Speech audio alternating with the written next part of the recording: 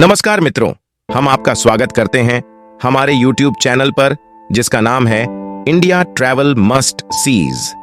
यहां मैं आपके लिए लेकर आया हूं दिल्ली की कहानी, भारत की राजधानी, इतिहास का सागर और विविध संस्कृतियों का संगम। ये वीडियो देख आप न सिर्फ शहर की सैर करेंगे बल्कि समय के गलियारों में यात्रा भी करेंगे।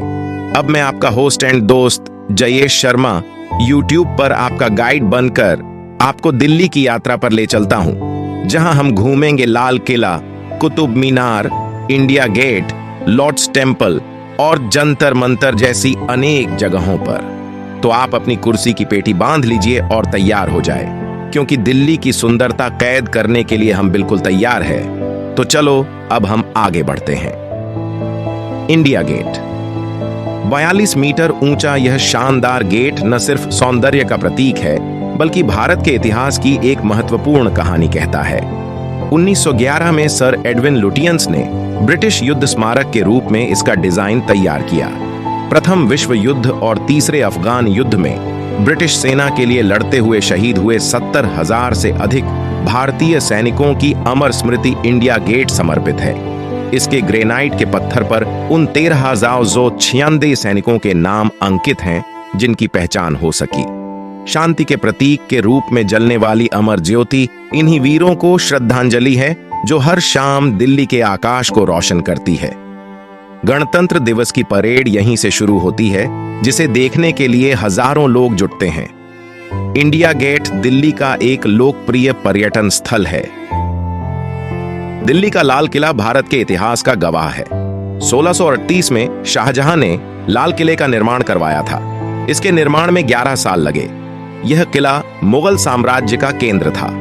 1857 के स्वतंत्रता संग्राम के दौरान ब्रिटिश सैनिकों ने लाल किले पर कब्जा कर लिया, जिसके बाद यह ब्रिटिश शासन का प्रतीक बन गया। 1947 में भारत के स्वतंत्रता के बाद से लाल किले को राष्ट्रीय महत्व का स्मारक माना जाता है। किले में कई शानदार महल और हॉल हैं, जैसे दीवान ए आम, दीवान ए खास, मोती मस्जिद और रंग महल। लाल किला सुबह 9 बजे से शाम 5 बजे तक खुला रहता है और टिकटों की ऑनलाइन बुकिंग की जा सकती है। दिल्ली के दिल में लाल किले से कुछ ही दूर यमुना नदी के किनारे खड़ा है एक गगनचुंबी स्तंभ, कुतुब मीनार। 12वीं शताब्दी में कुतुबुद्दीन ऐबक ने इस मीनार का निर्माण प्रारंभ किया था। इसका नाम कुतुबुद्दीन ऐबक के सूफी गुरु कुतुबुद्दीन बख्तियार काकी के नाम पर रखा गया। मोहम्मद गोरी और इल्तुतमिश जैसे शासकों ने बाद में मीनार का निर्माण पूरा करवाया।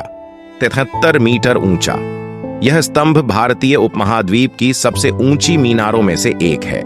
5 मंजिलों वाला इसका आकार अद्वितीय है, जो ऊपर की ओर पतला होता जाता है। आज कुतुब मीनार विश्व धरोहर स्थल है और दिल्ली का एक लोकप्रिय पर्यटन स्थल भी है। कमल मंदिर 1948 में बहाई धर्म के आध्यात्मिक गुरु फरीदुन मर्शी द्वारा कमल मंदिर का निर्माण करवाया गया। 27 विशाल पंखुड़ियों से बना ये पवित्र गोलार्ध विश्व धर्मों के संयुक्त दर्शन का प्रतीक है। कमल मंदिर का डिजाइन एक बंद कमल पुष्प की तरह है, जिसमें 9 बद्दी और 18 छोटी पंखुड़ियां बनी हैं। मंदिर के हृदय में एक विशाल हॉल है, जहां अलग अलग धर्मों के लोग प्रार्थना और ध्यान के लिए एक साथ बैठ सकते हैं। यहाँ किसी मूर्ति की पूजा नहीं होती, बल्कि शांति, प्रार्थना और ध्यान का माहौल बनाया जाता है। कमल मंदिर दिल्ली का एक लोकप्रिय पर्यटन स्थल है। जंतर मंतर ये सिर्फ पत्थर के यंत्र नहीं, बल्कि प्राचीन खगोल विज्ञान का जीवित प्रमाण है। 1734 में महाराजा जय सिंह द्वितीय ने जंतर मंत्र का निर्माण करवाया था। जय सिंह खगोल विज्ञान के बड़े शौकीन थे और उनकी इच्छा थी कि सटीक समय और खगोलीय पिंडों की गति का अध्ययन किया जाए। जंतर मंतर के मुख्य यंत्रों में सम्राट यंत्र, मिजाला ए खास और जय प्रकाश शामिल हैं। ये यंत्र सूर्य, चंद्रमा, ग्रहों और नक्षत्रों की स्थिति का सटीक पता लगाते हैं। दिन, रात, महीने और साल की लंबाई की गणना भी इन यंत्रों के माध्यम से की जा सकती है। न यंत्रों की संरचना गणितीय और ज्यामितीय सिद्धांतों पर आधारित है, जो उस समय के वैज्ञानिक ज्ञान की गहराई को दर्शाती है। आज जंतर मंतर दिल्ली का एक लोकप्रिय पर्यटन स्थल है। हुमायूं का मकबरा ये सिर्फ शहंशाह की कब्र नहीं, बल्कि मुगल कला और प्रेम की अमर कहानी है। 1556 में हुमायूं की पत्नी हमीदा बानो बेगम ने अपने प्रिय पति की याद में इस मकबरे का निर्माण शुरू करवाया। ये मुगल काल का पहला चबूतरा वाला मकबरा है, जो बाद में ताजमहल के लिए प्रेरणा बना। संगमरमर और बलुआ पत्थर से बना ये मकबरा अपनी नक्काशी, जालीदार खिड़कियों और 8वीं कोणिक आकृति के लिए मशहूर है। ये हमें उस दौर की कला, कारीगरी और वैभव की झलक दिखाता है। मकबरे के चारों कोनों पर ऊंचे गुंबद बने हैं। बगीचे में चारों ओर 4 बाग बनाए गए हैं, जो मकबरे की खूबसूरती में 4 चांद लगाते हैं। तो अगली बार दिल्ली आएं तो जरूर हुमायूं का मकबरा जाएं। चांदनी चौक ये सिर्फ बाजार नहीं, बल्कि इतिहास का एक जीवंत अध्याय है, जहां मुगल काल की गूंज सुनाई देती है, पंजाब के रंग दिखाई देते हैं और भारत की विविधता महसूस होती है। 1650 में शाहजहां की लाडली बेटी जहां आरा बेगम को खरीदारी का बेहद शौक था, वो अलग अलग बाजारों से सामान लाती थीं। ये देख शाहजहां ने एक ऐसी मार्केट बनवाने का सोचा, जहां हर जरूरत का सामान एक ही जगह मिले। इस तरह बना चांदनी चौक, जहां आरा के सपने का साकार रूप। पहले ये बाजार आधे चंद्रमा के आकार का बनवाया गया था, जिसके बीच में एक तालाब हुआ करता था। चांद की रोशनी में यह तालाब जगमगाता था, इसलिए इसका नाम चांदनी चौक पड़ा। यही तालाब अब घंटा घर के स्थान पर है। चांदनी चौक घूमना सिर्फ खरीदारी नहीं, बल्कि एक अनुभव है। यहाँ की गलियों में भटकना, ठेले वालों से सौदाबाजी करना और इतिहास को महसूस करना अविस्मरणीय है। हौज खास ये सिर्फ पर्यटकों का आकर्षण नहीं, बल्कि सदियों की कहानियों का संग्रह है। 308 में अलाउद्दीन खिलजी ने अपने किले और शहर की पानी की जरूरत पूरी करने के लिए एक विशाल जलाशय बनवाया, जिसे हौज-ए अलाई कहा जाता था। यही जलाशय बाद में हौज खास के नाम से मशहूर हुआ। ये टंकी 600 मीटर चौड़ी और 700 मीटर लंबी थी। इसकी गहराई लगभग 4 मीटर थी और मानसून के बाद इसकी क्षमता 0.8 मिलियन क्यूबिक मीटर पानी तक हो जाती थी। लगभग 1351 में सूफी संत निजामुद्दीन औलिया के शिष्य रहीमुद्दीन चिश्ती हौज खास के किनारे पहुंचे। उन्होंने यहाँ एक खानकाह बनवाई और हौज के आसपास बगीचे विकसित किए। 1526 में बाबर के दिल्ली आने के बाद मुगल काल में भी हौज खास का महत्व बना रहा। यहाँ कई मकबरे और मदरसे बनवाए गए, जो आज भी मुगल वास्तुकला की खूबसूरती का प्रमाण देते हैं। लोधी गार्डन ये सिर्फ पार्क नहीं, बल्कि इतिहास का संग्रहालय है, जहाँ शेर शाह सूर्य के खंडहर गुनगुनाते हैं, प्रकृति अपना संगीत सुनाती है और आत्मा को शांति मिलती है। 1530 में शेर शाह सूर्य ने दिल्ली के सिंहासन पर बैठने के बाद लोधी वंश के बागों के सौंदर्य से प्रेरित होकर एक विशाल बगीचा बनवाया, जिसका नाम रखा लोधी गार्डन। लोधी गार्डन में मौजूद मोहम्मद शाह का गुंबद, शेख सलीम चिश्ती की दरगाह और शीश महल जैसे खंडहर इतिहास की गूंज सुनाते हैं। राजघाट, जहां राष्ट्रपिता महात्मा गांधी अनंत निद्रा में लीन हैं। 30 जनवरी 1948 को राष्ट्रपिता महात्मा गांधी की हत्या के बाद उनकी अंतिम विदाई के लिए राजघाट का निर्माण किया गया।